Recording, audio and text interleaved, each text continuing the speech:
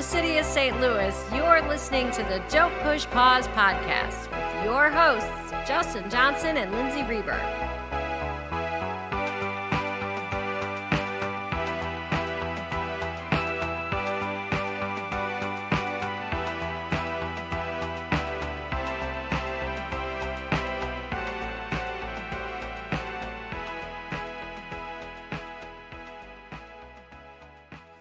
Welcome to the podcast.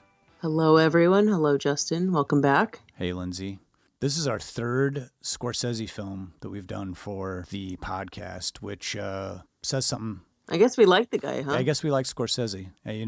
I myself have been a huge fan for probably like 25, 30 years. And Taxi Driver, when we were always going to do a Scorsese movie for the podcast, I always sort of thought that would be the first movie that we would have done instead of Goodfellas or Casino.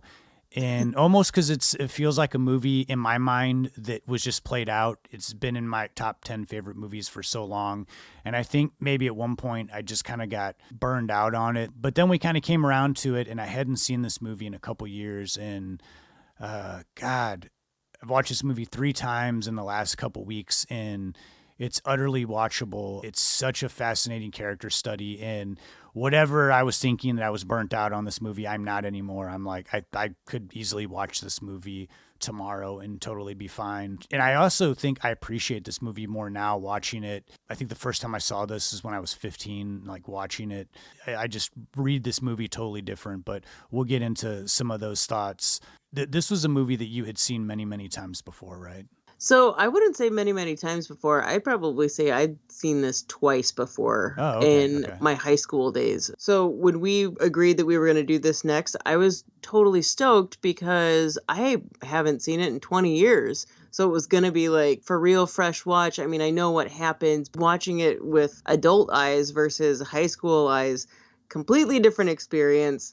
Holy crap. Very happy to revisit this. But I got to say, I'm not played out on the movie. I could rewatch it. It's playing in the background right now. I could rewatch it again and again, but living with Travis Bickle for a few weeks compared to any other movie that we've talked about, it is not an understatement to say it's been a little hard living with him in my head, in my heart. It's real weird, but I've thoroughly enjoyed the film. I think most people, you could watch Taxi Driver and you'd find something identifiable in the character. Yes. You know, as crazy as that maybe sounds, but I think there's so many things in this movie that are like highly relatable, especially when you're getting a little bit older and you're going through some sort of like existential crisis, or you're like reevaluating your life against other people. And I think even more now, like there wasn't social media during the era of Taxi Driver, but you know, you could transfer the idea of this, of like looking at other people's lives on social media and slowly letting that get, you know, pent up, judging yourself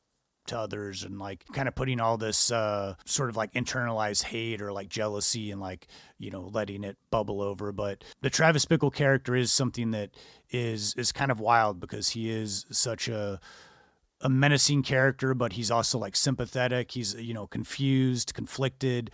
There's so many layers to this character. I think it's probably one of the most fascinating character studies that's ever been committed to film. I can't really think of too many movies that are as identifiable and distinct as Taxi Driver, especially when it comes to like a script and a single performance by an actor. I don't want to get hyperbolic about this movie, but really, really do feel like it's such a significant, important movie, even though it at times has its flaws, and even though it probably doesn't hold up well under the lens of 2021, but I still think that it is a highly, highly watchable movie, and 46 years after it's come out is still kind of like shocking audiences and continues to entertain. Well, with that said, and this movie being still important today, and I would say in a lot of ways is even more relevant compared to 1976. It was important then. It is just as important now.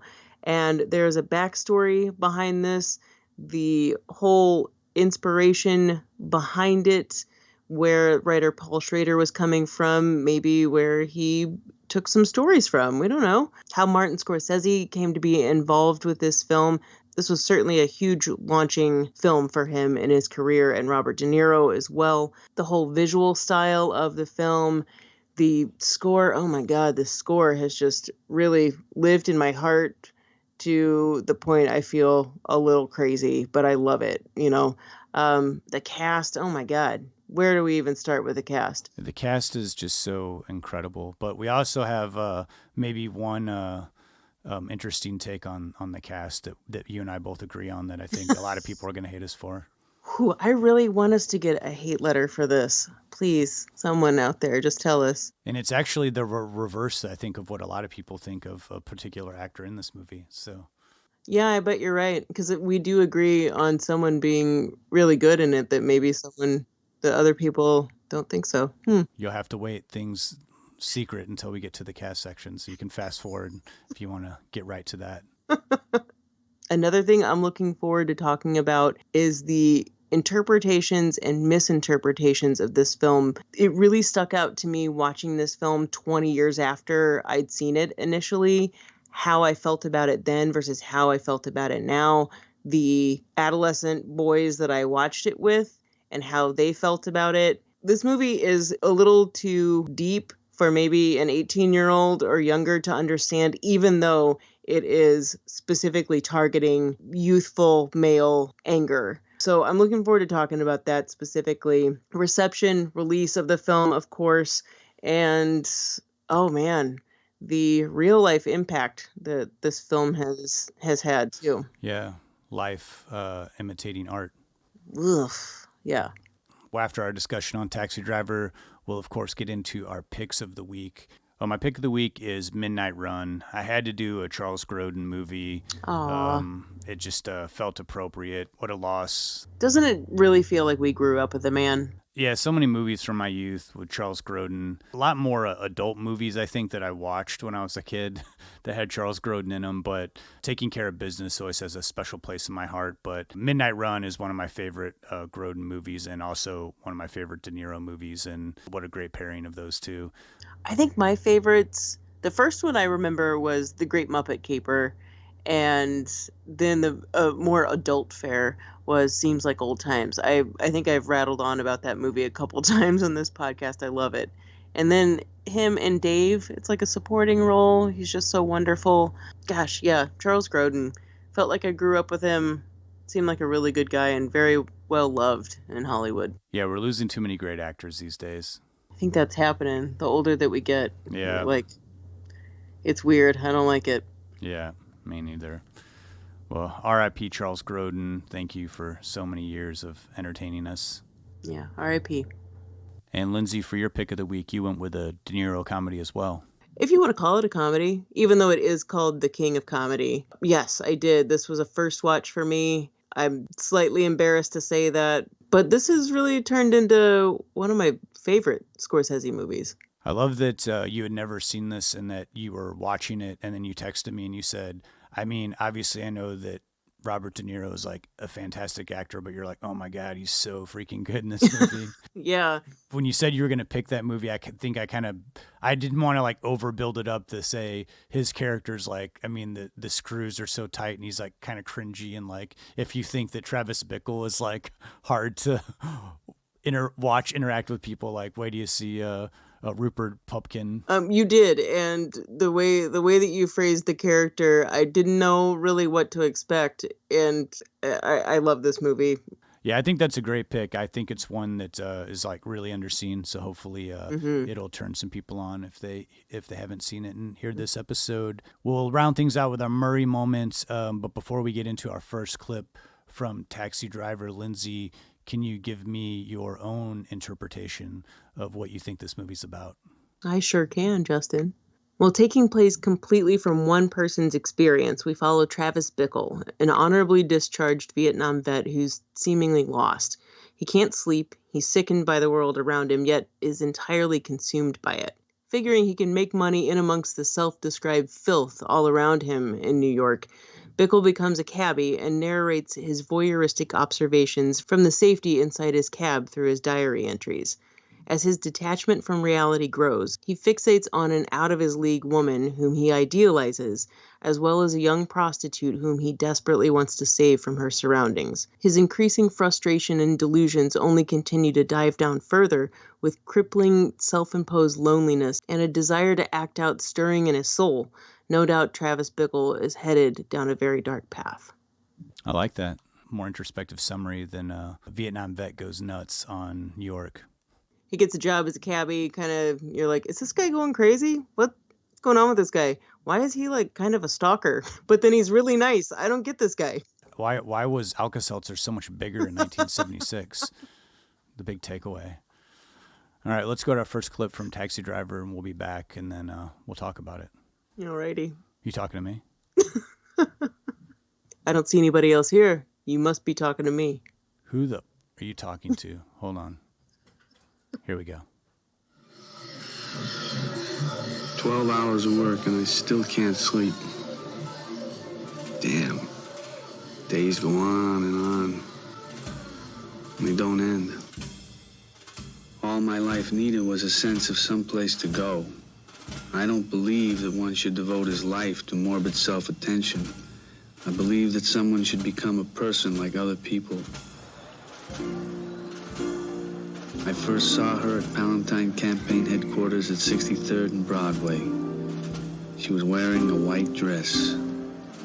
She appeared like an angel out of this filthy mess. She is alone. They cannot touch her.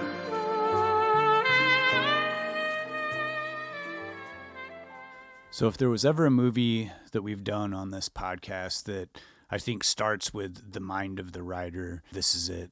From the mind of Paul Schrader. Not only was this script a very personal film for him, even though it attracted the attention of Scorsese, Scorsese wasn't Scorsese when he first read Taxi Driver, and a lot of what comes across on screen is influentially written into the script of Taxi Driver. Paul Schrader already had an idea of how, some of this stuff should be portrayed and shot. And, Paul Schrader himself has gone on to become, a filmmaker in his own right. He's made like 20-something movies, wrote and directed all of his films just about, but started out as a writer, really only wrote 3 movies and then started directing with actually a pick of the week that I did way back when, Blue Collar. He was not quite the success that he became right before he wrote Taxi Driver. He was actually in the worst shape of his life. And out of that misery came this sort of like golden script, which is just kind of wild that, you can be in your lowest point. And, I think a lot of people who like make music or write or do anything can relate to that, that sometimes in your lowest point, your creative mind will start to go in directions it's never gone before. It's like you're not looking for inspiration. It just kind of hits you because you're in such despair or your mind is all over the place. Schrader describes the process of Taxi Driver kind of like coming out of almost like nowhere, that he wrote it in 10 days and the worst shape of his life.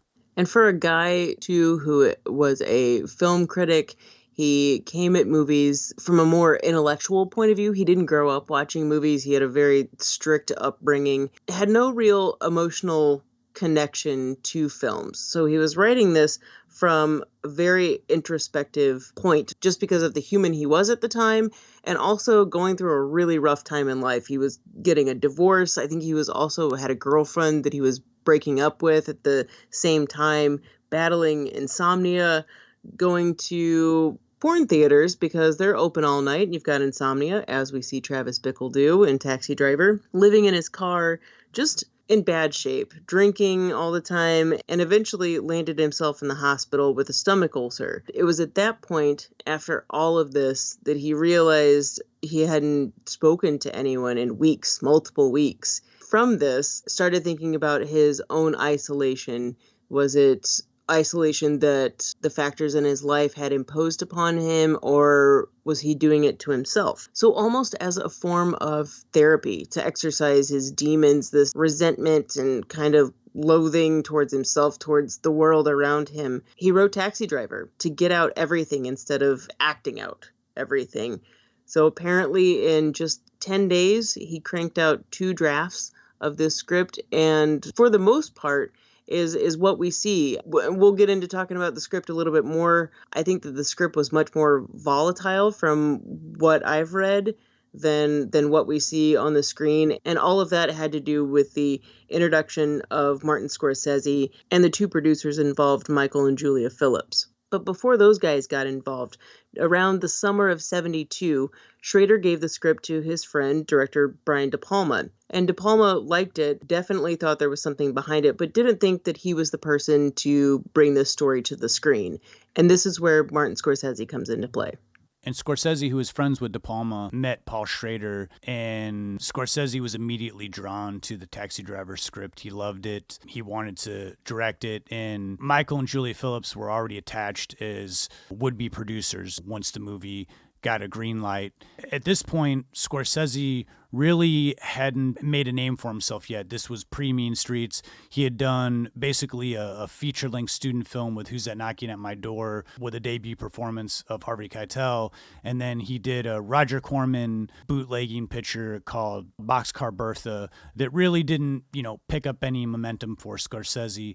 And so when he first approached Julia and Michael Phillips, he was very enthusiastic, and they saw his enthusiasm, but they were like, what have you done? Like, come back when you've made another movie and you have something else under your belt that can convince us that you are the right person for this movie. Scorsese heeded that advice. He made a very personal film in Mean Streets, in his neighborhood, that felt very real and very New York. It was our first introduction with the DeNiro and Scorsese team up. The movie also had a starring role with Harvey Keitel, who Scorsese continued to use and used him in Taxi Driver as well. Now, at this point, Schrader had already sold a script that got produced by a studio, The Yakuza, which was not a successful movie, but had a lot of prestige. It was a big studio picture, starred Robert Mitchum, directed by Sidney Pollack. So he was already a writer that people were talking about. The Taxi Driver script was like, some people were disgusted by it, but a lot of people were excited by it. Paul Schrader told Michael and Julia Phillips, like, hey, Scorsese's got a rough cut of Mean Streets, like, let's go check it out. And they said they were about halfway through the movie where they made a decision that Scorsese needs to be the director of Taxi Driver and that Robert De Niro needs to play the lead character of Travis Bickle. It all kind of like came together pretty quickly. Like, once things lined up, De Niro was like very enthusiastic about playing Travis Bickle. At this point, too, in his career, he had just won an Oscar for The Godfather Part 2. He was becoming this well-known, established actor. Even though all these things were aligning, it was still this very low-budget picture. I mean, I think the budget was like under $2 million, which is low budget for, a studio picture at that time. Like the Yakuza movie that Paul Schrader wrote before this, that's not a movie that most people, I think, have heard of. I certainly hadn't heard of it. And that movie was like a $5 million studio production. So Taxi Driver is like very nitty gritty made, but they were able to have like all this talent attached before everybody's career just kind of like exploded. And, that kind of thing just wouldn't have been affordable 2 years after the making of this film. And we also can't forget that in 74, during all of this Taxi Driver kind of getting sorted out, and Scorsese was, is this going to happen? Is it not? He made Alice Doesn't Live Here Anymore, which was the introduction of Jodie Foster into his life as well, who, of course, would later be a supporting actor in Taxi Driver. And in Alice Doesn't Live Here Anymore was also Scorsese's first real experience of working with a studio. Like, it was a studio-funded movie, and showed that, he had like a wider range. He could do like a broader movie, even though Taxi Driver is such the opposite of Alice Doesn't Live Here Anymore. Scorsese himself has said in many, many interviews, Taxi Driver was one of those movies that he felt like he had to make. He wasn't concerned with it being this like financially successful movie. And I think that was the same thing with De Niro and Michael and Julia Phillips. They didn't see this as being like some big, broad, huge movie. They just thought that it was going to be like a really great film, and kind of like looked past a lot of the parts of the script that, a lot of people were saying like, yeah, this is going to turn a lot of people off. Like, who's going to want to go see this movie? Michael and Julia Phillips at this point had won an Oscar for Best Picture. They produced The Sting, which was like a massive gargantuan hit. They had a lot of clout coming into producing Taxi Driver. So I think with, the clout that they had with the studio and their confidence in Scorsese and DeNiro having just come off of like a big movie, the movie was greenlit and they started going into production. This, like we said, was a very low budget movie. It was shot on location in New York, very, kind of like run and gun style. There's a lot of creative camera work and a lot of interesting staged pieces in this movie, but also a lot of it that seems very loose and somewhat of a documentary style. One thing I loved learning was that this was filmed during a trash strike in New York City. So that just added to the grit and grime and disgustingness that Travis Bickle is talking about, all this filth that he sees around him, and that it's one of the hottest summers too. Just not that the heat really transfers in Taxi Driver, but it certainly plays a role in how everything looks. If anything, it kind of just looks wet a lot of times in this film. It's a very interesting contrast because at nighttime, all the colors kind of bleed together, and the thing that stands out is this yellow taxi cab, which is interesting because that's something such of that time period, like the yellow checkered cab was like so distinct, but all the colors kind of bleed in mixed with the rain, and the dinginess contrasts that with all the daytime stuff and these like very elegant shots. And even the scene like when Betsy and Travis are outside the porno theater on their date, that's a gorgeous shot. Cinematography by Michael Chapman, who had been a long time assistant to Gordon Willis, who shot the Godfather movies. This was him kind of coming into his own in developing, the tools in his style, and then working closely with Scorsese to get this very unique look that's like very voyeuristic, holding on shots of Travis when he's in his apartment. And even when Travis is interacting with people, a lot of times the camera's like not close up on him. We're like a little bit further away. It's almost as if we're like eavesdropping into his life. And I love this sort of like fly on the wall, kind of like we're just lingering there watching Travis as he descends into the madness of the city and his own paranoia and his own self-hatred. The voyeurism aspect, I love that in movies. It's a sick part of me, I think. But with Taxi Driver, yeah, it's like we're watching it all happen to Travis, but we're also like, we are Travis Bickle. We're supposed to be experiencing everything from his point of view. And we'll talk a little bit later about some interpretations of this film, but how we see everything is how he's experiencing it. There's only, one scene that had to be semi-corrected because it looked like it wasn't something that was from Travis's point of view. But really, if you watch the film, it's something I think you can miss because you are him, like you're following his journey, his experiences. And in some ways, you're being manipulated into empathizing with Travis and being eased into his loneliness and pain that's perceived, even though he's not, outwardly saying I'm in pain or something like that. But he is a very, very lonely person. I mean, this is like the biggest thing throughout the film. He's also a massive contradiction. And you see what he's saying, what he's viewing about the world, and then without him saying anything, you're watching what he's actually doing, which is in complete contrast to what he's saying that he hates about everything around him. He hates the degradation and just disgusting everything around him, yet he's going to porno theaters, he's putting peach brandy in his cereal, he's eating Doritos and drinking Coke all day. There are just so many things about this film that you don't really realize that are happening to you as a viewer, that you are fully functioning as Travis, but if you pay close attention, it's a double whammy in a lot of ways, that this film is trying to show you how damaged and traumatized this person is. Presumably, I mean, we can maybe extrapolate that and think that it's from Vietnam, but we're also seeing how that is playing out in his everyday life. What you're saying about his contradictions, it's like a lot of times, you'll hear someone say like, oh, it's, this you have to look at this movie, it's a character study, which usually I interpret as it's a very boring movie, but that's the point of it. It's not supposed to be exciting. It's supposed to be like, we're really going to get into this character and, we're going to show like the ins and outs of his life. What's funny is like, I think that there's this movie is a distinct character study, but it's also, the tension is ramped up. It's exciting. It has a plot. It has like a beginning, middle, and end. But a lot of the themes of like the contradiction and in the self-hatred of the character, I think the biggest thing to me, I think can be relatable to an audience, is the main theme of this movie is like self-control. We all every day are battling some sense of self-control. You're trying not to drink too much coffee, or you're trying to exercise more. You're trying not to smoke cigarettes. You're trying not to drink caffeine. You're trying not to eat junk food. You don't want to drink too much. You're trying to get more sleep. All these things that we seemingly can get out of our control at any given moment.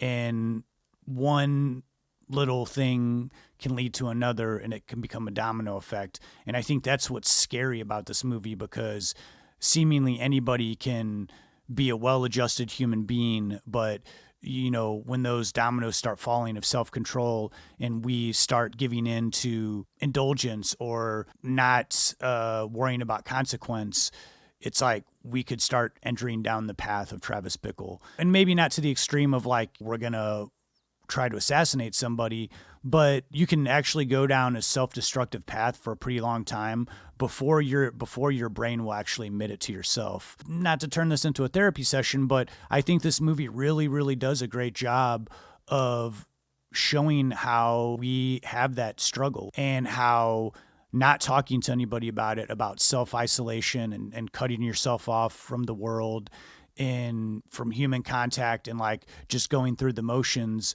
you can start to justify yourself giving in to these urges that, maybe some of them are addictions, maybe some of them are bad habits, whatever label you want to put on it to make yourself feel comfortable. Everybody's battling something. That's what this movie to me it is about. And that's what to me makes it so identifiable and so relatable, is that Travis Bickle is, in essence, anybody can start out seemingly calm and normal and well-adjusted and can slip away, because there's so many things that, that we're trying to skirt around. And I like that this movie takes its time. It sets that up and it places it throughout the movie. We see him more and more, again, with the contradictions. He's working 12-hour shifts at a job that he actually despises. Not only that, he hates working at night, but he chooses the night shift. And then he's making good money. I mean, he even says at one point, he tells Jodie Foster, I'll give you my money. What am I going to do with it? Granted, he's already made a decision that he's going to commit a crime and potentially kill himself. But the point being is that he's saving all this money and he doesn't ever find his own solutions to help himself. He decides to do it in one explosive action. He doesn't take little steps to say, well, maybe I'll save my money and then I'll reduce myself to part-time and pick up a hobby or whatever. These things that it's easy to look at a movie and look at a person, if you work with somebody like Travis Bickle, look at that person and say, well, hey man, why didn't they just do this? Why did they do this? But it's easier said than done. And I think just again, going back to Paul Schrader, this guy, Paul Schrader's a huge Hollywood success, but at this point in time when he wrote Taxi Driver, he was considering suicide and felt like he was like a ghost walking around in the city where all this activity is happening. That's why I think that it's unique to this idea of like a taxi cab driver. To me, I don't think of a taxi driver as someone who is so isolated, but maybe that's the point, because he is talking to people every day, but he can't relate to anyone. And the more he talks to people, the more he despises people. And the more he has like all this pent up aggression, that he doesn't have any real friends, even the guy that, Wizard, who's sort of like the senior cab driver there. Travis tries to express himself, and there's all this sort of like masculinity small talk where they he just can't express his feelings, and Wizard, played by Peter Boyle, is just like, you'll be fine. I've seen a lot of guys, and you're gonna be all right, kid. And just this sort of like writes it off as like, yeah, you're just feeling a little down. We all feel down. Travis never really gets to get that out. But then again, and this is like the early 70s, like it probably wasn't easy for him to go seek out a mental health physician, and probably nobody that said, you obviously need therapy, you know what I mean? And they have drugs that they can get you on or they can help you out. Like that just wasn't available to him. And I think a lot of that still translates today, you know, when you're in your early 20s, and you're, you know, dealing with stressors, you've left the comfort of your home or your parents or like any sort of like structured lifestyle after high school, you know, all this responsibility and what's going to happen with your life, or what does it mean? What do you mean? What do you count in this world? All that can come kind of crashing down on you if you don't have any sort of structure or self-discipline. And even though Travis is coming out of the Marines, it's evident that only hurt him more than it helped him, at least the way Paul Schrader portrays his character in the movie. And in 1975, 76, PTSD wasn't something that was being talked about. That wouldn't be talked about for another 5 years or so. And in essence, we're seeing a story about the soul of a man in pain and doesn't know how to articulate himself. And at the same time, we're seeing the world through how a psychotic experiences everything around him. And I think, like what you said about Peter Boyle, him trying to, I don't know, help Travis in some way. Travis has enough wherewithal to be like, you're full of crap, that what you're saying like has no substance or value to me whatsoever. And Wizard is like, yeah, you're totally right. I don't know what I'm talking about. Now, pairing that scene with when Travis is interacting with one of his only fares that we see, who's played by Martin Scorsese, who's in the back seat. He's driving him to sit outside this apartment where Scorsese's character says, you see that woman up in the window right there? That's my wife, but that's not my apartment. And what I'm going to do is I'm going to kill her. And this is how I'm going to do it, and explains it in a very graphic, disturbing way. But how he is expressing himself, how he is getting out his feelings, how he's able to articulate, and even though it is graphic and awful to hear, the person who's scary in that situation is Travis, because that's when we see an example of a man in pain who's able to articulate it. He's not going to kill his wife. I mean, that's my interpretation. He's not going to kill his wife. He's not going to kill the man that she's having an affair with, but he's upset and he doesn't know what to do with it. Travis is someone who is internalizing all of his anger, everything that he feels is wrong with the world, and doesn't know how to express it. And he reaches out to Wizard at one point, but gets no help. And he's not the brightest guy either. He's not dumb, but he's not cultured. He just doesn't have a lot of access or a lot of knowledge that there is help out there. Or even just a lot of friends, you know, like the guy doesn't have a support system. And so when we see him in the world, he is taking everything in and internalizing it and not really able to do anything with the rage and anger that he feels. And the only time that we really see who Travis is in his safe space, the only place where he is himself, is either in his cab, his apartment, or in a porn theater. And those three places are kind of, to me, where he's the most disturbing, because it's the silent understanding. Even if there is narration, we know what is going on in Travis's head, but no one else around him knows what a ticking time bomb the guy is. It's like just kind of watching like an awkward first date, you know, which even leads into their second date, which is even more awkward. That's where you sort of see the darker side of like, this guy's clearly like obsessed with pornography so much that he's like, yeah, I'm going to take this woman I just met on our second date to like a porn movie, and it just like totally backfires in his face. It's just such a part of his life. He doesn't realize like, oh yeah, not everybody's going to like be as excited about the fact that like you're about to take me to like a porn movie. But that plays into him as a contradiction, because he is being self-destructive. There's no way that I think Travis is dumb enough to think that Betsy is interested in seeing porn. If anything, it's like he wants her to either be taken down to his level and test those boundaries, or, and this is just my interpretation, to either testing boundaries, or he knows he's not good enough for her and wants her to run. Now, that's more of like a subconscious thing. Man, there's the other side of the coin that Travis doesn't really know too much outside of his bubble. Like I said before, he's not cultured. He doesn't know much about politics. He'll readily admit that. He doesn't know about music. So there's part of me that does think that he doesn't know anything outside of going to a porn theater. Like he says, oh yeah, all kinds of couples come here. And in his minor defense, the porn that they're showing in there is like an educational, weird porn. I don't really know what was going on, but it wasn't like a straight up, you know what I mean?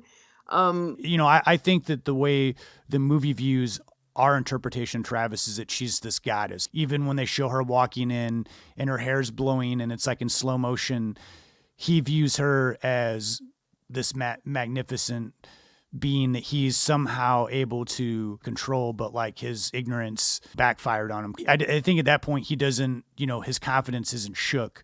But then once his confidence gets shook, which I think also plays into the male ego. I don't know that this is something intentional that Schrader does, because I think Schrader's got an enormous ego. It's the male ego that's damaged time and time again in sickening amount of men who have killed women simply because they rejected them, or like, I don't want to date you anymore. I don't agree with you and I don't like you. And then instead of them accepting it, because of their bruised ego, they lash out with violence. That's the truth. Bickle is like that example of someone, even the way he's like grabbing her and like, she's like, let go of me. And he's like not allowing her to leave because he doesn't feel like he's getting his say in. And then immediately, what is it? She is the worst human. She's just like the rest of them. And then he turns into a freaking stalker. Yeah. That's like the turn, And that's one really brilliant thing about this movie is there are so many little bits of where we see Travis taking one step down further, and we just see him losing himself. And along with the misogynistic aspect of this film is something else that we see that happens a little bit more frequent as the film progresses on. And there are hints of it all throughout. And in the original script, it was certainly much more at the forefront. I mean, it should be said that there is, maybe not overt, but Travis is certainly a racist. And one could say that if a person doesn't have the highest self-esteem or thinks that they are lower than someone else, that they're going to pick on the person who's lower than them, who they can hold down, who they can oppress, who they can look at as a villain because they need a target, because they're off, for one of a better phrase. But it definitely should be said that Travis needs somebody to hate. He's got a lot of anger in his heart, and these nuggets of hinted at racism, I'm glad it's not more overt, because I think it would be a lot more to take than it already is. The movie would play totally different. In the original script, at the end of the movie, Travis kills all black people. And I think it was a good decision to change the pimp character that Harvey Keitel plays from a black character to a white character. And do you think that was something that Schrader just was like, well, all these guys in here are black? Schrader claims that as far as like New York and pimps go, racially, he said that's what he was writing. He was writing what he knew of the truth of New York. And they claim that when Harvey Keitel was trying to find a pimp, he claims that he searched up and down and he couldn't find a white pimp anywhere. But, the producers and everybody said, like, if you have him gun down all these black people after, and he made the Travis Bickle character, he was much more an obvious racist in the original script, you're going to lose everybody. Just going to be such a hateful tone that, no one's going to be able to, it's not going to sit well. And I think if that was the ending in this movie, I don't think that it would have been successful. And I also think that it would be a movie that's just like despised. Because you do have to have sympathy for Travis. You do have to feel, maybe you don't feel everything that Travis feels, but you certainly have at one point in life felt the frustration that he does. And I think that if you're going to introduce something like this guy is a racist and he uses a lot of terminology that's not cool, there's no way you're going to ever feel sympathy for that guy, even if you do get him on some level. The racism is still there in the script, but even in Travis's racism, you see his contradiction, other cab drivers, say they won't take black people They won't pick up black passengers. They won't drive to Harlem. And he says, even in his narration, doesn't make a difference. And even the other cab drivers kind of like call him out on that. They're like, man, you go to some like rough spots. And he's like, yeah, I mean, he doesn't distinguish his hatred in those ways, but when he's alone and he's like, again, like you said, trying to find someone like a target, though his first initial target is the white, rich, political guy running for president. It just so happens that he wasn't able to do that successfully, so he then goes and takes it out on who he believes are the low lives of the city. Just one final thing, like at least with themes and stuff with the script, I know we're kind of going longer here on this, but there is like we said, so many things that are layered into this movie. I think there's a lot of things in this movie that Schrader wasn't trying to say that just sort of like came out almost like accidentally, because things that weren't like super, I think, relevant then, but now are just so relevant that this movie hits on. And I think one of it is the fascination with guns. Travis starts out as a guy who doesn't think about guns, doesn't own a gun, even when a cab driver's like, hey, do you have a piece? He's like, no. I mean, just they're not, even though this is a guy who was a military guy and was comfortable with guns, doesn't own a gun. He's not about guns. And then as soon as he kind of starts going down this path, we have this whole like romanticism with guns, and he's like looking at all these guns and he's holding it. And the rest of the movie, he's building contraptions for his guns and he's posing with his guns. And it almost, to me, like starts showing that side of like the fetishism with guns in America. I don't know that that's something that Schrader was like going for. Also too, this idea of as soon as he buys those guns, within like the first week, he like shoots and kills a guy in the convenience store. Taxi Driver does like this like prophetic movie about, young males and their fascination with like guns in America. So prophetic in a lot of ways. Since we're on the topic of guns in American culture, where like that becomes the outlet, like I'm going to use these guns to assassinate somebody or shoot a bunch of people. And since his movies come out, just an enormous amount of shootings. It's too many to even think about or count. But before Taxi Driver came out, there was only a few handful of mass shootings. But Arthur Bremer, who Paul Schrader claims he was aware of Arthur Bremer, who tried to assassinate political candidate George Wallace. After a failed attempt of trying to kill Nixon. Yeah, after a failed attempt of trying to kill Nixon, who also wrote a diary about that was initially released after he went to prison. In his diary, kind of like has the same sort of cadence and style of talking that Travis Bickle does. Also, was obsessed with pornography. Also befriended a girl who was like 15 while he was a janitor at a high school, and ultimately got fired because he decided to take that girl to his house and show her pornography. So many things, so many parallel things of Arthur Bremer's life. Paul Schrader said to this day that he never read those diaries before he wrote Taxi Driver. He claims to have been, I knew of Arthur Bremer, but he didn't solely base the Travis Bickle character on Arthur Bremer. I just find it extremely hard to believe because there's just too many parallels. And Paul Schrader kind of almost like he almost does like a Travis Bickle humble brag in saying, yeah, when I did read the diaries after I had already written Taxi Driver, I was kind of proud of myself, like, wow, they are so similar. I don't know. And the reason why I find it so hard to believe is I was really kind of like obsessed with Taxi Driver when I was younger. And it wasn't, and granted, that was back pre-Google and all this stuff, but I just found that I never really read much about that in interviews until like I actually found, was reading and making a Taxi Driver book recently, and that sort of came out. And even then, Schrader kind of dodges the question. He dodges it in other views when people straight out ask him. So I don't know. Maybe Paul Schrader really just is that prophetic and just could get into the mind of somebody that he's never met. And he is a script writer, and he came up with a lot of interesting ideas and original takes. That's the only thing that hasn't sat well with me in the research that we've been doing for this episode. I was curious what you thought of disclosing that he did not read the Assassination Diaries by Arthur Bremer before writing the Taxi Driver script. I clearly don't sound like I have an issue with it. Well, after I did a little bit of digging on this, from what you told me, and then also finding out that he was caught kind of spying from afar in a car on one of the campaign rallies.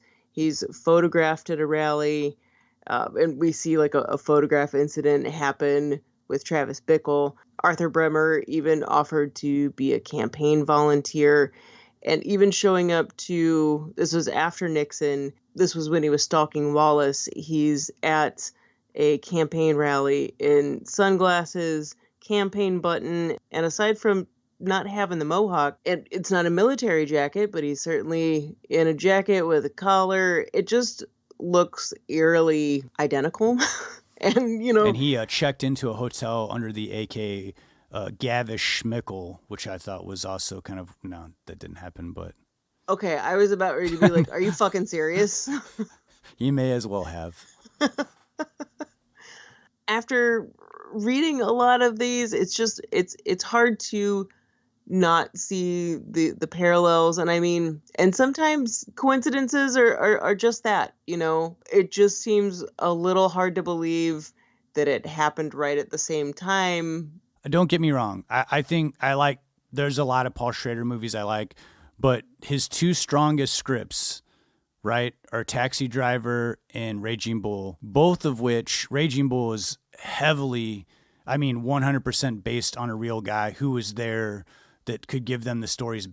He wrote a book. That script and Taxi Driver is two best scripts, yet he's saying Taxi Driver wasn't based solely on one person. I just find it hard to believe, because then his other movies in which, he's not basing them on a particular character 100% have not been as well constructed and in depth as Taxi Driver and Raging Bull.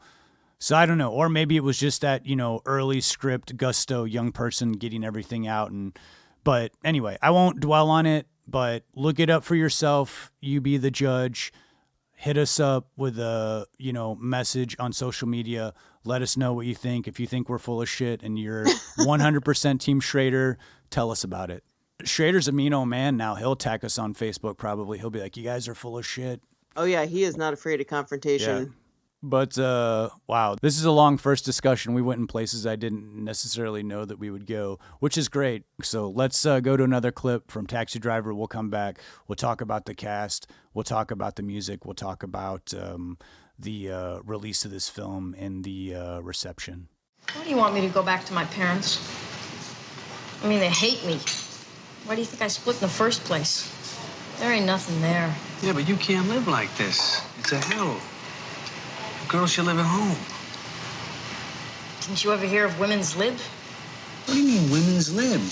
You're a young girl. You should be at home now. You should be dressed up. You should be going out with boys. You should be going to school. That kind of stuff. God, are you square? Hey, I'm not square. You're the one that's square. You're full of shit, man. What are you talking about? You walk out with those fucking creeps and lowlifes and degenerates out on the street, and you sell your little pussy for nothing, man? For some lowlife pimp? Stands in a hall? I'm square? You're the one that's square, man. I don't go screw and fuck with a bunch of killers and junkies the way you do. You call that being hip? What world you from?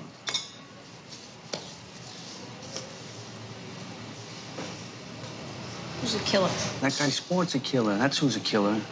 Sport never killed him. He killed someone. He's a Libra. He's a what? I'm a Libra, too. That's why we get along so well.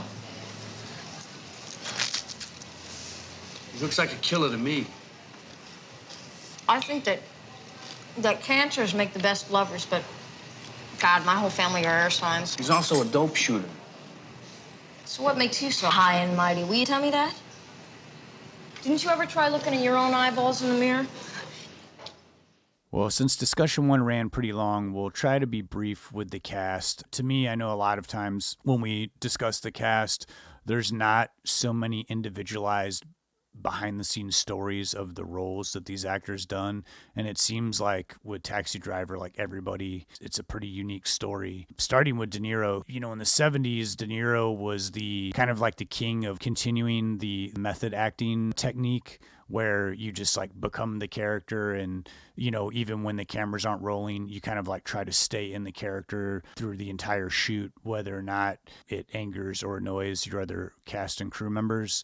By the time De Niro did Taxi Driver, the guy had won an Academy Award, but he was still full on method acting. Like, he went out, got a cab driver's license. Depending on who you read an interview with, he either drove a cab for 2 days or up to like a month, but very committed to the role and like wanted to get the feel of what a cab driver would do and how he would operate and talk to different customers. I think it really worked great, especially for the fact that Michael Chapman, the cinematographer, and Scorsese wanted the driving scenes to look very authentic and wanted it to look like De Niro was driving.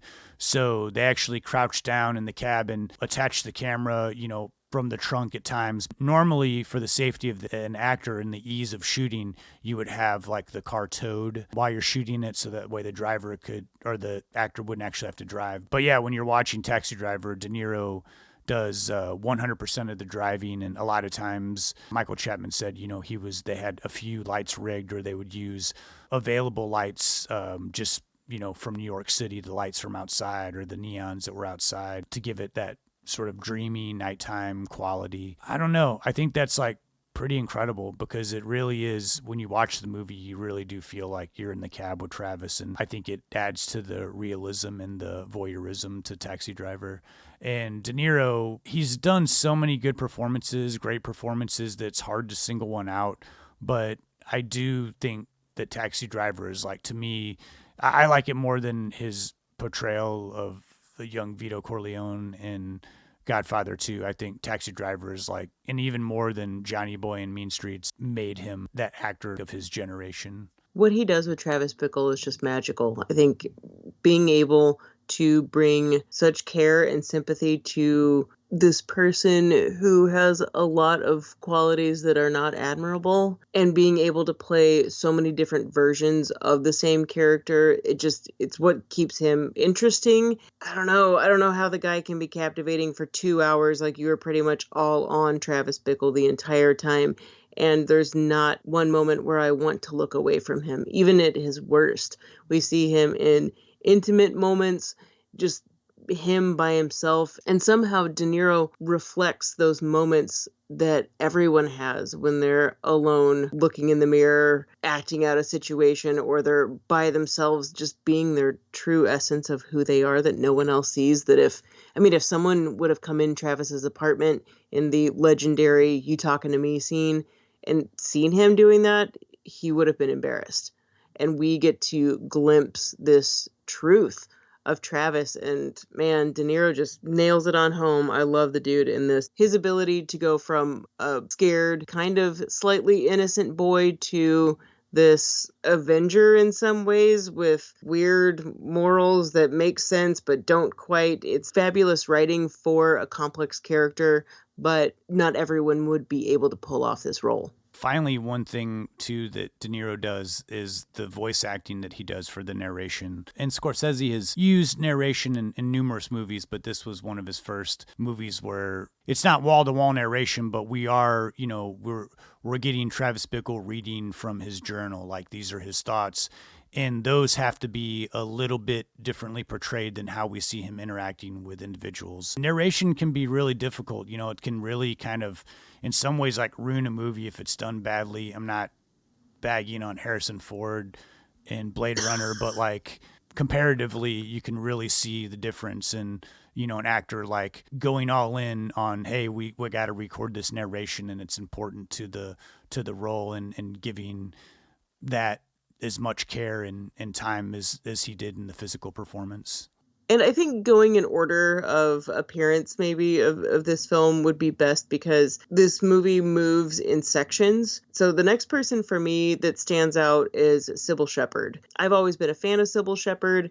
I think that she's a fabulous actor, and also think it's hilarious that when it came time to cast the role of Betsy, Scorsese said, we want a Cybill Shepherd type. And I guess contacted someone at, I don't think it was directly her agent, or someone at her agency that said, well, what about Cybill Shepherd?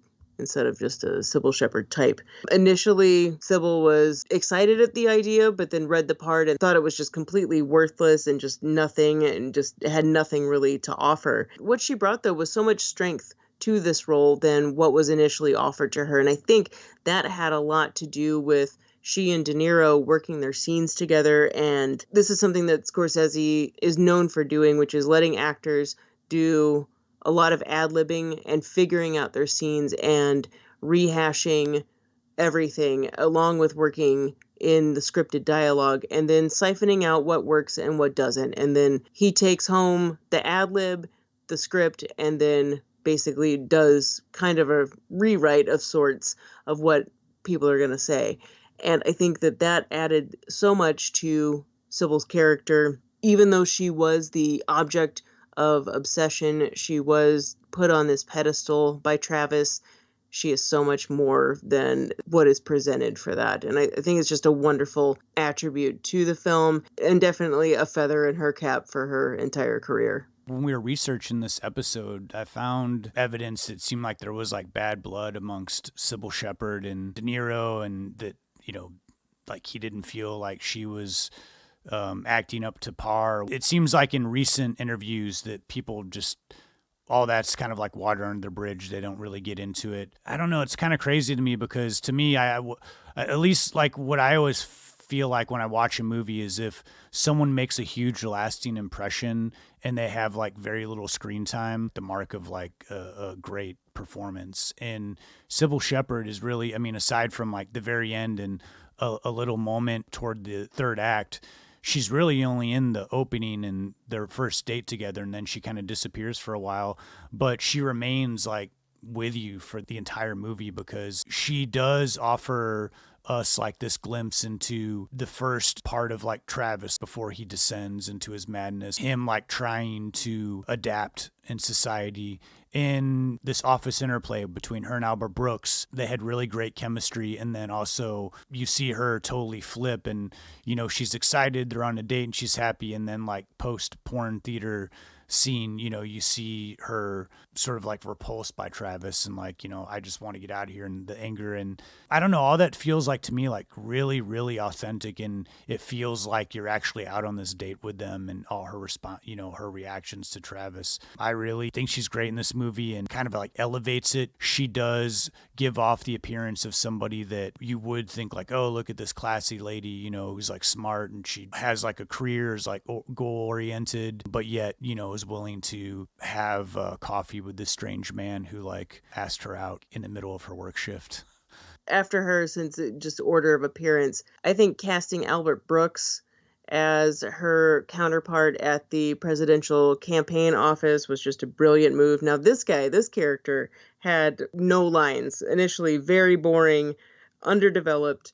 Schrader even said, I don't even know what to do with this guy. He's just like there as someone to exist, But Albert Brooks was the one who fleshed out this character, in essence, is the reason that character has lines. I think it was Paul Schrader that said it was just a brilliant move for Scorsese to cast him, even though Schrader was apprehensive initially. But you cast a comic in a nothing role, and you're going to come out with something that's completely worthwhile. And I hate to say this because it makes it sound like I'm like bagging on a lot of people in this episode. I don't know why, but so yeah, just keep bagging. I'll just hashtag all of them, Justin. Don't worry. But in an interview with Albert Brooks for Taxi Driver, he said he can be way funnier than his character is in this movie, but he chose to not play it as funny.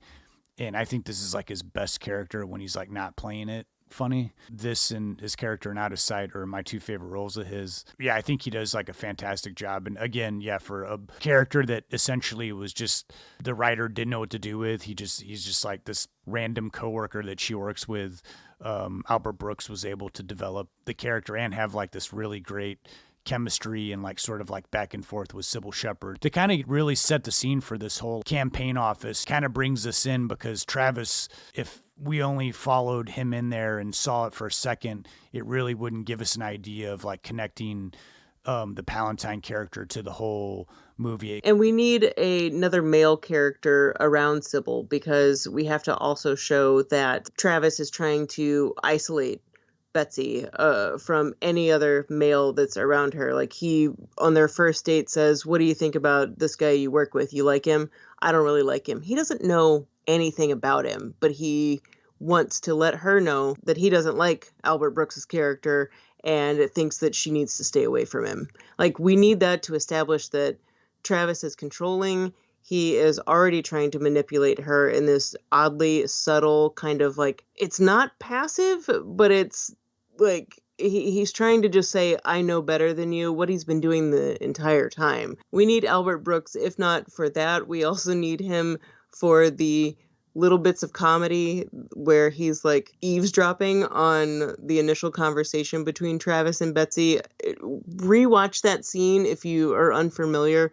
Rewatch that because it is absolutely hilarious to watch Albert Brooks in the background. And maybe one of these days I'll get Albert Brooks humor, but watch broadcast news. I keep telling you that. Watch broadcast news. I'll watch broadcast news, I promise.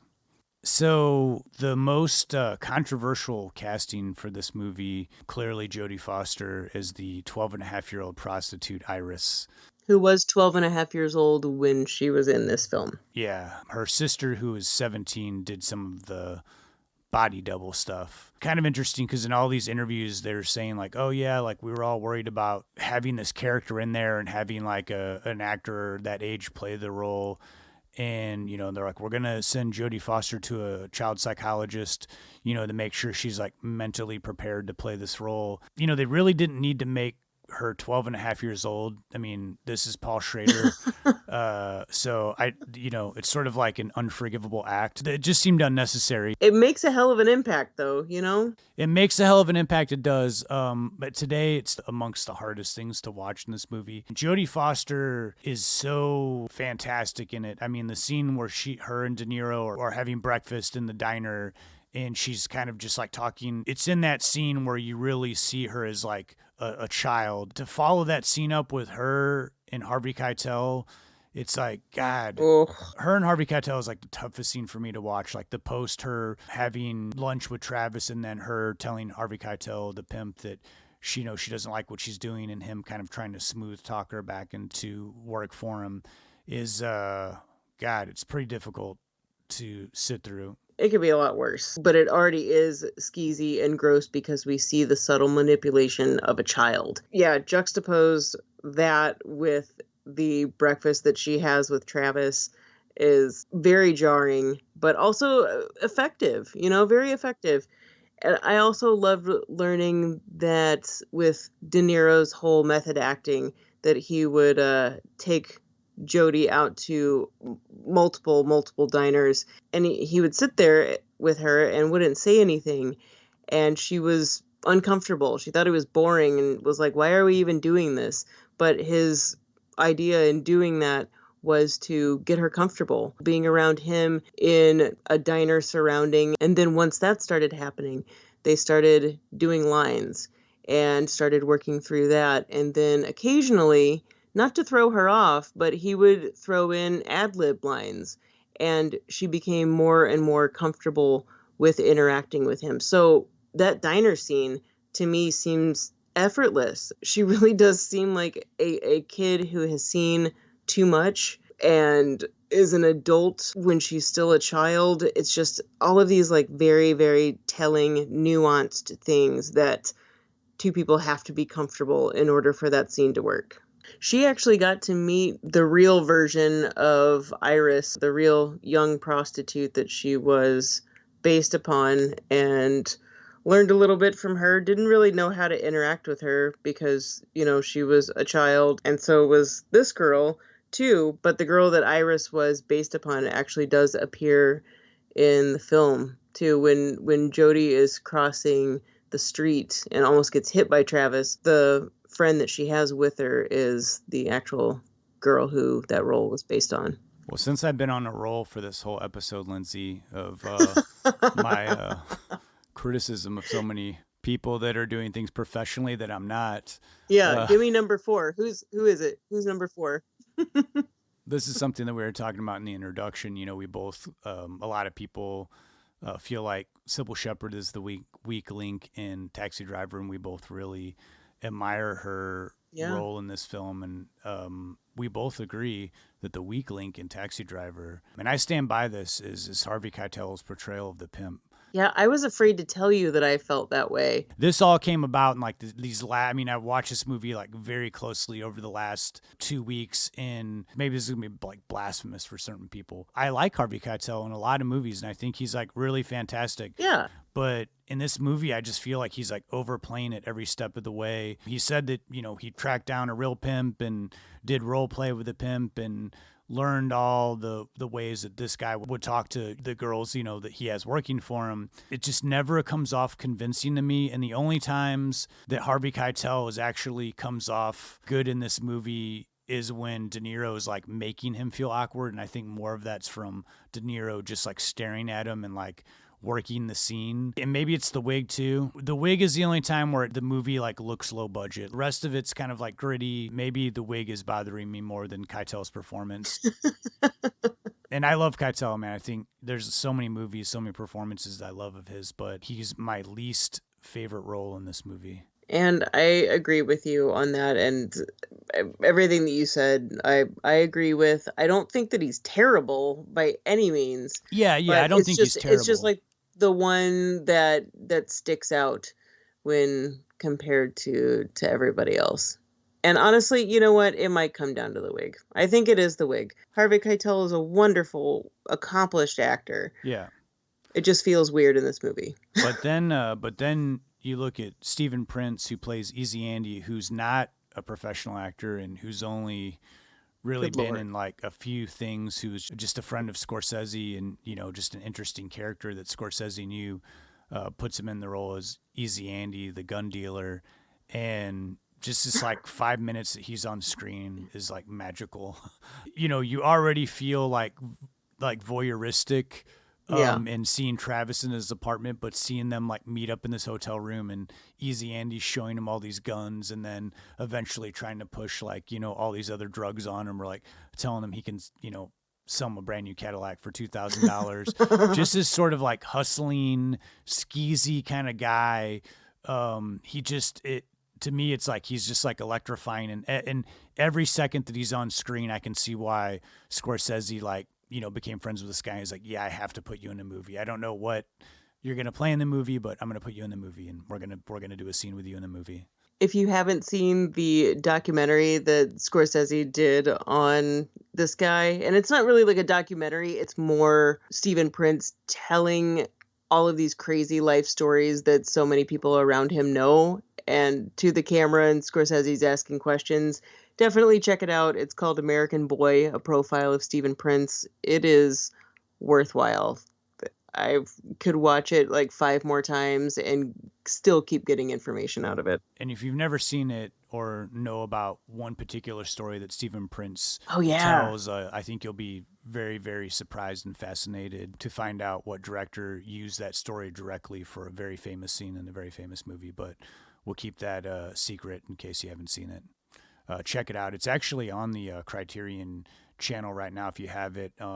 It's also included on a DVD and Blu-ray that Criterion put out called Scorsese Shorts, and that documentary is included on there, as well as some of his student films and another documentary he made about his family. And to probably round out the cast real quickly, the great, wonderful Peter Boyle, fabulous in everything the man was ever in, playing Wizard. The speech that he gives Travis was pretty much all his idea, and just another example of Peter Boyle's brilliance and what he can bring to a character. Again, an actor who does so much with such little screen time. I don't know, in some ways, Peter Boyle is the most sympathetic character, because you kind of feel like he gets Travis because he knows how you can get down working the same job over and over again, but he's like succumbed to it. He accepted the fact and saying, we're all fucked, more or less. And sort of like, you got to take the punches and kind of continue on. When I listened to that, I was just like, every now and then, like if I'm having a hard day or like a hard week or like a hard year, you wish that you could just go outside and get like a pep talk from, Wizard, somebody like him. This sort of like simple general advice, that's what's going to get you through at least to the next day. Unless you're someone that's really going to go out and start killing people. Right. In which case... You might need something stronger than that. I happen to think there's one last character we need to talk about, and it's throughout the entire film, and that is the city of New York.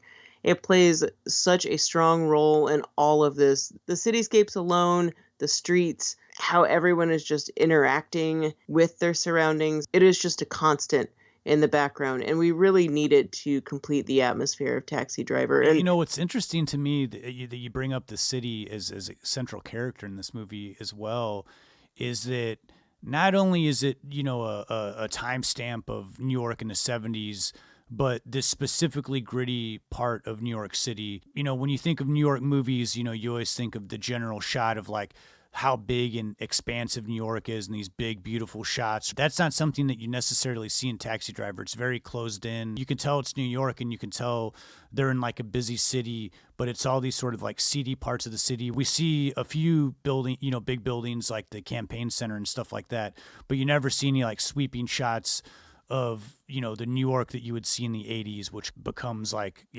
another character that Travis is sort of like guiding his way through with us in the backseat of his cab. And also illustrates how cities can sometimes be the loneliest places. That loneliness, this sort of like brooding vibe that's building throughout Taxi Driver is set into motion a lot by the Bernard Herrmann score. And this was Bernard Herrmann's final score that he did before he passed away. He actually recorded the score for Taxi Driver in 2 days and passed away the evening of the second day in his hotel room. So crazy. And this is such an interesting score because a lot of his other scores, there's a lot of strings. He did quite a few movies for Alfred Hitchcock. But in this particular movie, after it took a little bit of convincing to get him to work on this film. Because he doesn't do movies about cabbies, apparently. Yeah, that's what he told Scorsese. Yeah. Sounded like he was a pretty cantankerous old man at this point in his career. But he said that after, watching a cut of Taxi Driver, he heard the brass. That's what I love the most about this movie. All these horns coming in over very light percussive parts, but then a saxophone coming in and like kind of drifting into like sort of this jazzy, almost like romantic music, but then going back into this sort of like you mentioned several times, like a horror movie vibe, like almost like a horror movie score. It's very alluring and also haunting at the same time. These sharp jabs where it really makes you feel the anger and kind of madness that exists, but also this brooding internal struggle that's happening within Travis. And then, the romantic theme that is woven in, and sometimes it's directly what we're watching on screen. Sometimes it's relating to that. Sometimes it's not at all. And sometimes it's all mixed together, which just continues to exacerbate this idea of Travis having all of these conflicting emotions going on at once.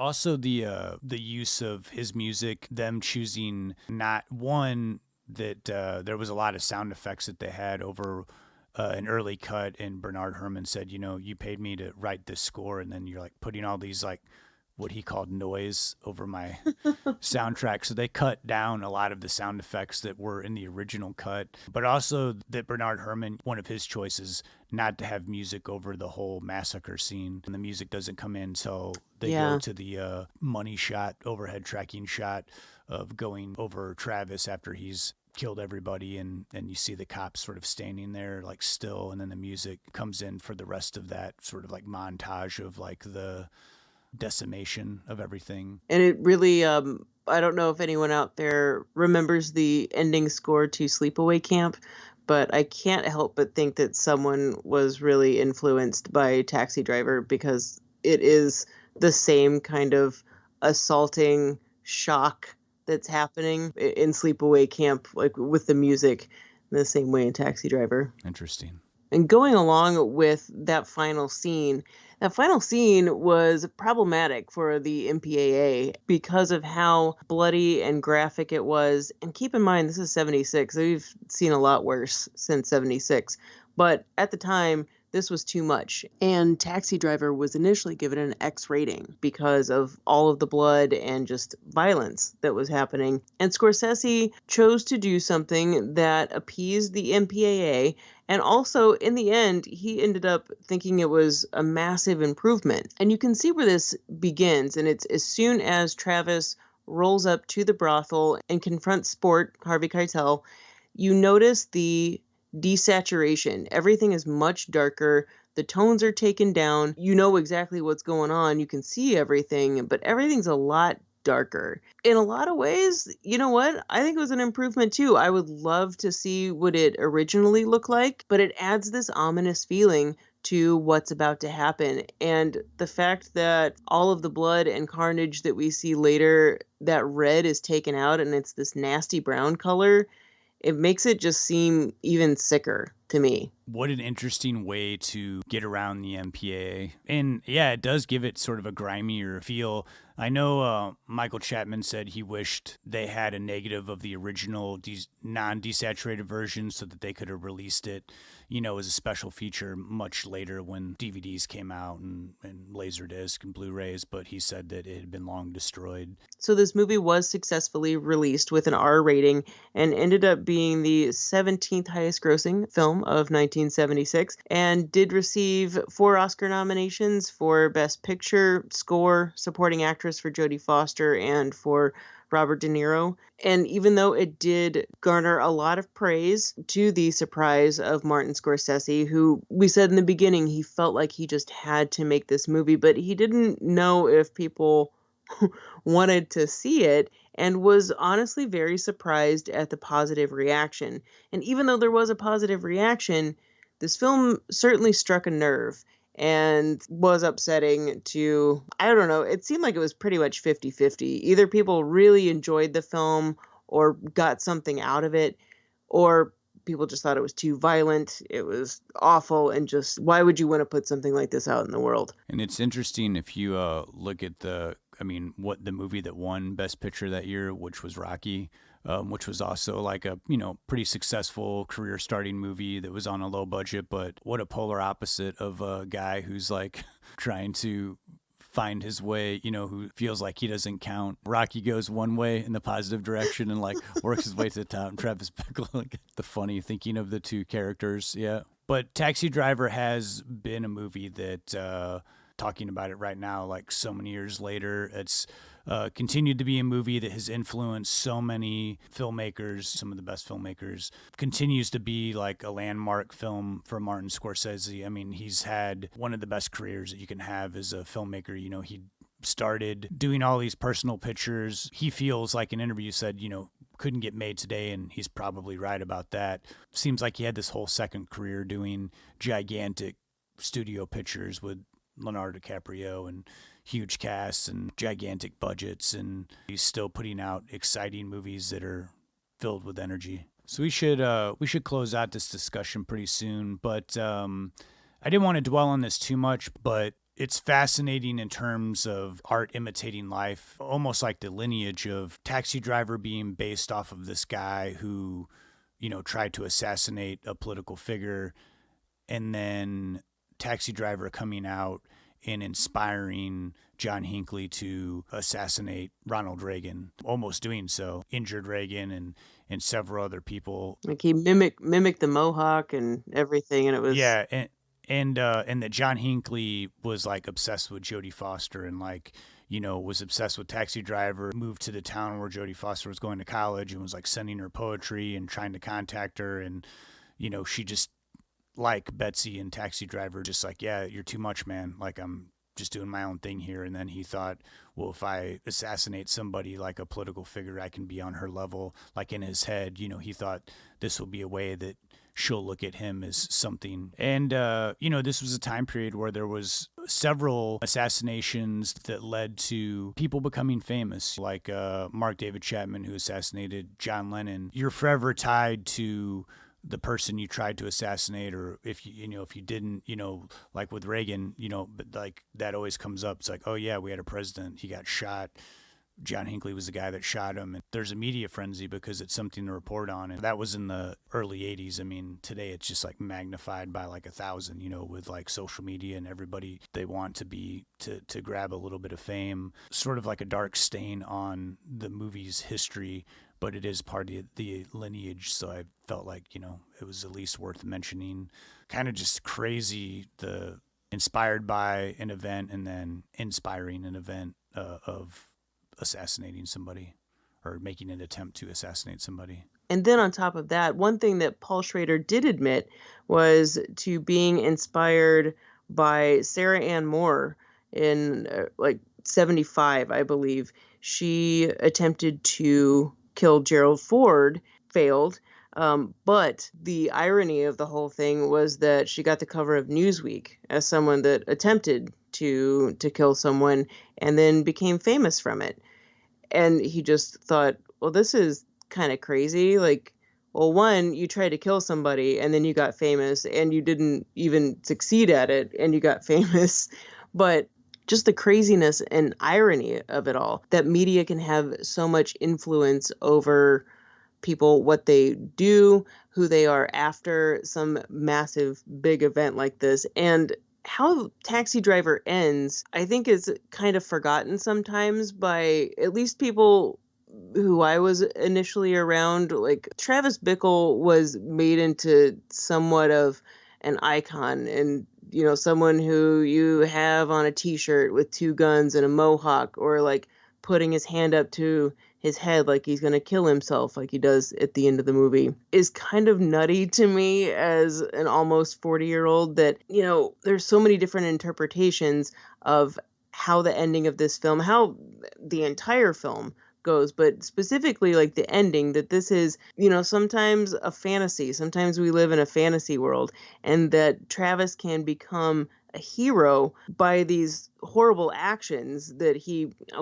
happened to kill some bad people, but then he got famous. He became a hero. This was a byproduct of a failed assassination attempt that no one even knows about. Just the, I don't know. It's just, it's something that I think gets lost when looking at this film. And I don't know if that's based upon age or gender or what you derive from this film, but the interpretations of the point of Taxi Driver, I think, get lost on some people. Maybe not so much anymore, because I do feel like this film is just as relevant as it was in 76. I don't know, Justin, how do you feel? Yeah, I think that early on the movie got sort of categorized as the vigilante movies of the 70s, like the Death Wishes and movies of that nature, where, you had this sort of anti-hero who was, even though Dirty Harry was a cop, the sort of idea of like, oh, you can, it's okay that they're killing these people because they consider them not part of functioning society. Whereas Taxi Driver, we forget that, yeah, the only reason he went and killed all these guys that were like pimps and lowlifes was because he failed at being able to kill like a political figure, And so the ending of Taxi Driver, had he made that, would be much different. He would be incarcerated and people would villainize Travis versus making him this sort of like folk hero of the neighborhood. There's a somewhat ambiguous ending, like it's kind of an odd ending where Travis sees Betsy again, and they bring her back in. And that some people have interpreted, film theorists have interpreted that all this is like his sort of like anti-brain, like his brain functioning after he's actually dead, that he actually died there after the slaughter. He succumbed to his wounds from getting shot several times. I don't buy that, I feel like the whole Betsy at the end of this movie is like putting a traditional kind of ending. It's giving us closure. Like Travis, went through this whole ordeal. He is looked at differently as Cybill Shepherd. She sees him differently now. She's like, oh, I read about you in the papers, but he's not excited about it, anymore, because he's in a different state of mind. He's not obsessed with her anymore. But then we have this like weird little kind of paranoid face he does, where you see like, no, this guy still has some problems that he hasn't got worked out. I mean, he's like, could be a ticking time bomb again. But yeah, you're right. It is easy to forget that, like, wait a minute, he was actually going to do something pretty horrible before he stumbled upon, just sort of out of circumstance, decided I'm going to kill some different people. And I don't think Travis has never been not obsessed with Betsy. I think the point in the cab was that he was relishing the fact that she read about him in the newspaper, and he kind of is like, newspapers like play it up. He feels better than her, which is what he always wanted to be, and now he actually feels like he really is above her. So that's why he can say without words, "Don't worry, I got this," and take off and not charge her the cab fee. And then after that is the scene you described, where we see that his psychosis, that his madness is still within him. It's just maybe dampened down for a second. Yeah, well, and you if you set this in like the reality of like Travis's life pre everything that happened to him, you think that all the opportunities would have risen for him, and instead he's like, no, I'm going to continue doing the job that I hate. Yeah. Only someone who's got like problems would say, you know what, after this, I'm going to go back to doing what I hate. Nothing has really changed for him, and we also see that by the way the movie opens and the way it ends, with the oversaturation and colorization, blending and melding, usage of gels, and how it starts out so melty at the beginning of the film, and then that is exactly how it fades out too. So in essence, you could start this movie on a loop and it would just be like it never ends, because Travis is always going to be the same person. Just probably the next time that he does this, he's not going to have the angel on his shoulder that he had the first time. Yeah. I mean, I would have been totally fine with if it ended on him like succumbing to his wounds and just it faded to black, or like it ended on that shot of the cops and then faded to black and that was the end of the movie. I think that would be satisfying too, but I think it is interesting that they do this sort of epilogue kind of thing where, I seem like I've been pretty critical in this episode. But here we go. Number 5. Hey, we're about to close this discussion 5. out. I may as well throw one last thing in there. I feel like they could have found like a younger sounding voice to do the narration of Iris's dad. Yeah. I was like always confused. I was like, wait, is this her like grandpa, or like who's this? Like it just the guy that's doing the narration. I mean, it works, but it sounds like, I mean, Iris is like 12 and a half. It sounded like they got like an 80-year-old man to do the narration for her father's voice. And I mean, he would have been like Travis's age, but whatever. Oh. Hey, wait, I've got one gripe. Hang on. The one thing I cannot figure is, okay, so many theories about what is real. Is Travis ever hallucinating? Are we seeing the delusions of a madman in some scenes, or exaggerations in certain scenes? I want to know what the damn flowers are about. The infamous phone call scene where Travis is on the phone and sounds so pathetic while talking to Betsy and saying, "Did you even get my flowers?"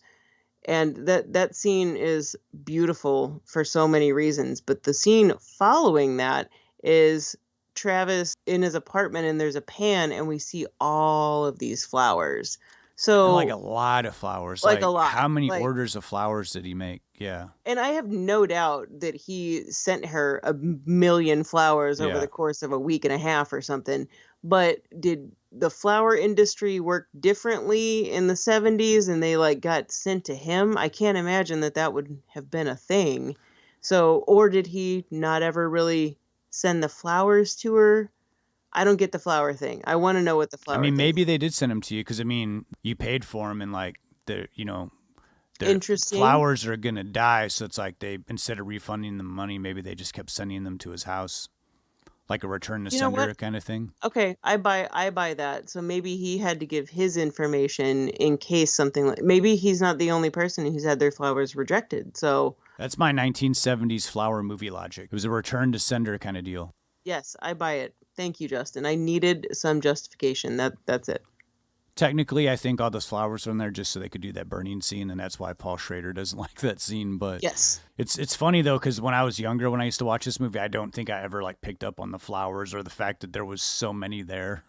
But in that one shot, you're just like, damn, dude. It looks like a funeral parlor. Yeah. Yeah. Well, let's stop there. We'll come back with some final thoughts on Taxi Driver. I might even share an embarrassing high school story. Are you serious? Please do. Where I had a Travis Bickle moment myself. Oh God. But let's move on to our picks of the week. Lindsay, you did King of Comedy. This is one of those DeNiro performances that I don't think a lot of people are aware of. And I was like shocked, but then also not shocked when you told me that you had never seen King of Comedy, which I think is a movie that a lot of people haven't seen. I don't think I'm alone in that. And I feel bad for sleeping on King of Comedy for so many years. For being a movie that is considered one of Scorsese's least appreciated, it is now one of my absolute favorites. And maybe it's viewing it 40 years after the fact, but I think I would have dug this movie back in '83 had I been an adult. This is not a straight-up comedy, as the title might indicate. Rather, it refers to the main character of Rupert Pupkin. Not Pumpkin, Pepkin, Pomplamoose, it's Pupkin. Mispronouncing his name is an ongoing gag that's very effective throughout the movie. And Robert De Niro plays Pupkin, a struggling stand-up comic who has an affectionate, disturbing, and all-consuming obsession with a popular late-night talk show host, Jerry Langford, played by comedy legend Jerry Lewis. Pupkin is not Jerry's only stalker. We also have Masha, played eerily well by a fresh-faced Sandra Bernhardt, who, while Pupkin is obsessed on a professional level, Masha wants to be with Jerry. And though it may seem as if these two are coming at Jerry from opposite sides, it's all one and the same obsessive animal fetishizing him in one way or another. This is a stalker story, but Scorsese and writer Paul Zimmerman chose to illustrate a creepy story in such a way as to subtly reveal just how bothersome everything is. And you still, at least me, I don't completely villainize Pupkin or Masha, even though they kidnap Jerry eventually. But you could be annoyed by Pupkin's tenacity, squirming at his inability to take no for an answer, or made to feel uneasy at Masha's forthright sexual predator style. Now, clearly, King of Comedy is about the idea of celebrity, the effects of media, and the desire to make it.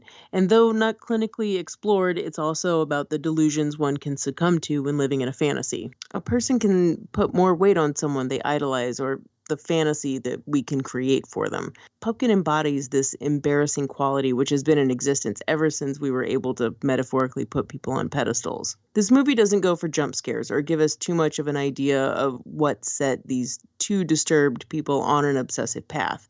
There's not one bit of me that thinks that Pupkin or Masha's endgame is to kill Jerry, but King of Comedy does dare to seriously ask, what do Pupkin and Masha really want from Jerry? And that's where this movie veers into uncharted waters. Like, how far is it going to go? Pupkin wants to be a guest on Jerry's show, but is that it? It's really just about getting that Andy Warhol 15 minutes of fame. For being a comic without any gigs, one aspect I absolutely loved is that we don't get to hear Pupkin's stand-up routine until the very end of the film. It's brilliantly simple to leave the audience wondering, well, is Pupkin even funny? Is his comedy just as pathetic as he is? Scorsese and Zimmerman cleverly hold this close to their chest, and by the time we do hear Pupkin's entire routine, what he says has now become completely loaded because we know Pupkin is a pretty disturbed guy. In some sense, it shines a bright spotlight on what stand-up comedy can be, like poking fun at the worst aspects or times in our lives. Pupkin recounts tales of his alcoholic mother and being bullied all in a humorous way, and maybe we'd be laughing if we were just seeing him for the first time. Instead, Scorsese's deliberate setup shows us Pupkin's darkness, where he's coming from, his seething anger beneath the surface, how he just wants someone to pay attention to him. A sort of, hey, look at me, I've always been this awesome, I have value as a person, and you were mean to me, and now who has the last laugh type of thing. The only reason I can see why this film didn't perform well when it was released is that I guess folks just were used to seeing De Niro as a tough guy and Scorsese being the man that brought that image to the screen. That's what I'm guessing. But geez, this is one of De Niro's best performances and truly shows what a versatile actor the man can be. It's also not as flashy of a Scorsese movie. It's intimate. You're with Pupkin the entire way, and this conscious decision certainly lends itself to manipulate an audience into empathizing with someone who's not quite right. De Niro's ability to play a desperate, incredibly needy nerd without being a parody is constant without being exhausting. His forcefulness, passive-aggressive selfishness, and confidence, it's just a mishmash of qualities put together in a nightmarish character. Pupkin is a unique animal, which is one reason we fear him, but we also kind of want to see if he can land that big break for his comedy career. Equal to De Niro's performance as Jerry Lewis. Now remember, Jerry Lewis is from a whole other different era of Hollywood. He fully understood the idea of evolving fandom because he'd been a famous comic for so long. If you only know Lewis's comedy career, this is certainly a great film to watch because it is a solid 180 from what you know, save for his impeccable timing and a comedic hint in one of Pupkin's fantasies. Lewis is the top of the tops in this movie. And Sandra Bernhardt's performance is really underrated here. I heard her say that being an untrained actor is what landed her the role. That, along with her ability to command a room and make men uncomfortable. All men except Scorsese, who saw she truly understood what Masha was supposed to embody. One more standout was Diane Abbott, who plays Rita, a bartender and childhood acquaintance of Pupkin's. It's obvious she knows everything that Pupkin is about, but still gives him the benefit of the doubt. The scene where Rita and Pupkin are thrown out of Jerry's house after Pupkin barges in has to be one of the most cringeworthy scenes in the entire movie, and you really, really feel for her in it. She's also the woman who plays the unamused porn theater attendant in Taxi Driver, which I laugh at that scene every time. Scorsese encouraged everyone to be open to improvising scenes to create realness, and this was brilliant. Lewis and DeNiro were seasoned actors, and Bernhardt felt confident playing for honesty. Nothing feels unprepared. The improv vibe really captures truth. All in all, this was a perfect pairing with Taxi Driver. Watch Taxi Driver first, then King of Comedy. Travis Bickle and Rupert Pupkin are cut from the same cloth, but are executed so drastically different. Both isolated men hiding their true hostility disappeared in the beautifully photographed yet pretty New York cityscape. And also, listen for Scorsese's mom, Catherine, as she plays Pupkin's mother, who is always yelling at him to be quiet in his basement lair of delusions. I'm glad you brought up Diane Abbott in this. I like her role in this as well as in Taxi Driver. And her role in King of Comedy is much larger than in Taxi Driver. But yeah, what a great actor there, too. All right, Justin, it's your turn. I need to be reminded about Midnight Run. It has been so long. You know, with King of Comedy, I always feel like Sandra Bernhard has always been underused in movies, but King of Comedy was like that movie figured out how to use her talent. And I feel like Charles Grodin has had sort of the same career where most movies just never figured out how to like utilize what he has to offer, which is so great. This sort of normal looking guy, but has like this dry wit, but also has this like charm about him, you know, like you feel like you could be friends with him right away. But also could have this sort of like nagging, annoying energy. But Midnight Run was like the perfect movie for all of his like style and sensibilities. Midnight Run is a really fun, great 80s movie. Charles Grodin, again, plays this great character here called the Duke. He is a accountant who's been working for a mob boss played by Dennis Farina. And this is like the time period where Dennis Farina was like in the height of him playing like mob bosses or like police detectives. And so he's just like constantly chewing scenery as the mob boss here. He's after Charles Grodin because Charles Grodin embezzled $15 million from them. He claims because he did not realize that they were so dirty. And so he was going to steal this money and use the money to help people who are in need. So the mob is after Charles Grodin. Charles Grodin has been arrested. He's out on bail. And he flees the bond set for him. And the bail bondsman, played by Joe Pantoliano.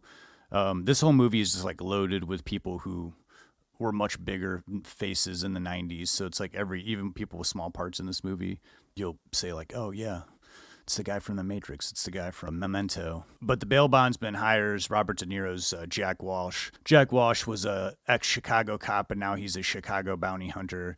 And he tells him it's going to be a very simple midnight run. He's going to get $100,000 to track down and capture Charles Grodin. So he sets out to do this and acquires Grodin pretty quickly. But it's funny because Rain Man came out the same year. And the plots are very, very similar. Even where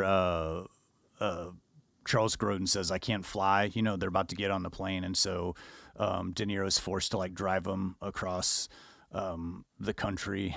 And so then all this adventure ensues because the FBI is also after Charles Grodin's character. And so we essentially have this action adventure movie where all of these different entities are after Charles Grodin, and so he keeps getting in and out of custody of DeNiro. And at first, they clash, they hate each other, but as they spend more time together, they start to develop a bond, a trust of each other, and an eventual friendship that's actually pretty charming. De Niro is especially great in this movie. I don't think I ever really appreciated the way he plays the Jack Walsh character, but he's such a hardened character, and you can tell that he has his past. And De Niro's so great at opening up and just like letting off a little bit of steam with characters where like he gets really angry, but then he kind of settles in, like, he feels kind of bad. But there's one particular scene in this where they're really down on their luck. They're out of money. And so De Niro, and he's got Charles Grodin in handcuffs, and De Niro has to go to his ex-wife's house to borrow money, and he hasn't seen his daughter in a while. And it's just this quick little 5-minute scene. And this scene would have been so cheesy, I think, with a different actor. But with Charles Grodin and De Niro, she approaches De Niro and she hasn't seen her dad in a while. And it's this touching little scene. And she like runs out to the car when they're about to leave, and she's like, "Here, it's only $200, but I saved up this money and you can take it." And he's like, "I can't take your money, honey," And they kind of hug it out, and he says this sort of sad goodbye. And it's just this quick little scene, but it makes you care that much more for his character. But at the same time, De Niro flexes some comedy muscle here. I mean, later on in the 90s and pretty much for the last 20 years, I think he's been more known as like a comedic actor. But in the 80s, really, I think King of Comedy and Midnight Run are the two movies where he sort of eases up a little bit off of his more serious persona that he's had in so many movies. And he really is kind of funny in this. He has a lot of great little comedic timings between him and Grodin. So this movie's directed by Martin Brest, who I would love to do a whole podcast just on his career because I find it utterly fascinating. But the short of it is he was this director who was hired to do War Games and fired from that movie, then immediately hired to make Beverly Hills Cop, which was like this enormous hit. And then he follows it up with Midnight Run. And he has a kind of like a unique style of like, he's able to direct comedy, which normally comedy movies are, they look a little flat and they're not as edgy, especially for the 80s, but he's able to mix in like sort of hard-hitting action. So the action, even though, there's comedy happening on the screen, when the action comes in, you actually kind of feel like these characters are in danger and they could possibly be injured. So it does like amp up the intensity of the scenes whenever there's action. There is a lot of action in this movie. One particularly great scene involving a helicopter and Charles Grodin and De Niro getting chased. And Martin Brest also brings back John Ashton, who played Taggart in the Beverly Hills Cop series. And he plays another bounty hunter who's hired because De Niro is not bringing in Grodin in on time, or they don't think he will be. So he's also after the Charles Grodin character. And him and De Niro have some conflicting moments that also bring out some humorous scenes. But yeah, just a perfect Saturday or Sunday afternoon movie. Turn it on around 2 p.m., crank the volume, and just have a good time. It's cool to me that we both picked these sort of two somewhat comedies that De Niro did in the 80s. I think they bookend each other really nicely. Yeah, I might have to pop this one in tonight. I've always been a fan of Charles Grodin. I think that, like you said, he hasn't gotten a fair shake, but he's in a lot of great movies. Like Dabney Coleman was someone that was always a constant. I felt like in my childhood, Charles Grodin was always there. And if I can add one extra thing to my Midnight Run commentary here. Yeah. There's a small role, and I think I mentioned this in one of our older episodes that we did when we did Magnolia, but there's a very small role in Midnight Run. It's one of Dennis Farina, the mobster. It's one of his wiser lackeys, played by Philip Baker Hall. And in the movie, his name is Sidney. Paul Thomas Anderson loved Midnight Run when he was younger, and when he went to make his first movie, this short film, he cast Philip Baker Hall, but he loved the Sidney character in Midnight Run so much, he turned that character into a feature film called Sidney, which eventually was renamed Hard Eight. But it's if you haven't seen Hard Eight, watch Midnight Run and then follow it up with Hard Eight, because it's almost as if Sidney quit his job working for Dennis Farina and then walked into, moved to another state, and then like Hard Eight would pick up right after the end of Midnight Run. All right. That sounds kind of fun. And he even dresses the same. His cadence is the same. I mean, he plays it like he does the same character in Hard Eight as he did in Midnight Run. Okay. Well, thank you for that, Justin. I really do want to watch that tonight. I got to make some graphics. Maybe I'll put that on. Well, those are our picks of the week. A great De Niro double feature for you. King of Comedy and Midnight Run. And again, R.I.P. Charles Grodin. Here's your Murray moment.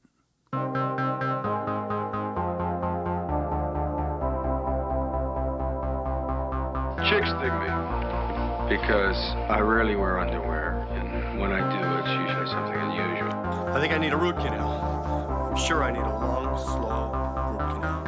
You gonna come and shake my monkey tree again? Oh, what does that old queen know? She didn't even show. Hey, this is so scrumptious. Is this hand shucked? The flowing robes, the grace, all striking. That was fun.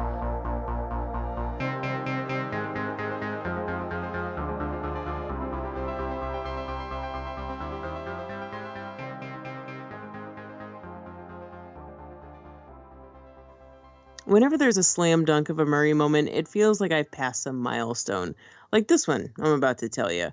It's one of the more publicized of Billy's escapades and easily one of my favorites. Thankfully, this story comes directly from a story recounted by Bill himself.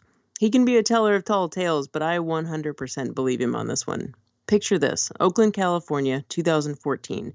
Billy's promoting St. Vincent, headed to the Toronto International Film Festival in just a few days for the first ever Bill Murray Day, an event which was our Murray moment back in episode 64 of Ginger Snaps. As the story goes, Billy's in a cab, leaving Oakland and heading to Sausalito, which is more or less 30 miles away. It's the dead of night, and Billy and this cabbie have a good 45 minutes of travel ahead. How could one not strike up a conversation? It quickly comes out that the cabbie's a saxophone player, and you're talking to the right guy here. Billy's a well-known music lover and musician himself. Well, when do you practice? Bill asks. The cabbie tells him it's just so hard to squeeze it in because he works upwards of 14-hour days. Billy continues to probe and asks where he keeps his sax since he doesn't have a lot of time to practice. It's in the trunk, the cabbie responds. Well, that's 2 and 2, Bill says. Pull over. Get it out of the trunk. I know how to drive a car. That's right, you guys. Bill Murray drives this taxi while the cabbie's in the back seat playing his sax the entire way to the destination. It's moments like this that really hit me. The times when we take a step out of the normal, run-of-the-mill, blinders on the day, and are just really present in the moment. Not only did he play to Sausalito, Bill said, but we stopped and we got barbecue. Bill said it was something like 2:15 in the morning, and they stopped at what some would consider a sketchy-looking rib place outside of Oakland. And his newfound cabbie friend had some trepidation, but Bill reassured him. Relax, man. You've got the horn. We're cool here. The sax playing starts drawing a crowd, even so early in the morning. Bill said there were people looking around going, who's this crazy white dude playing this thing? Out of all the Murray moments I've heard over the years, this is among one of my favorites.